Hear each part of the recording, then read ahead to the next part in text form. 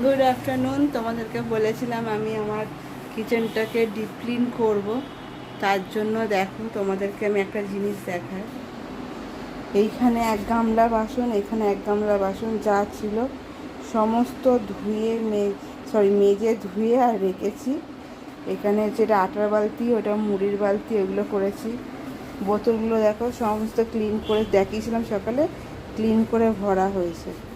তারপর দেখাচ্ছি, দেখো সমস্ত ক্যাবিনেটগুলো পরিষ্কার করেছি।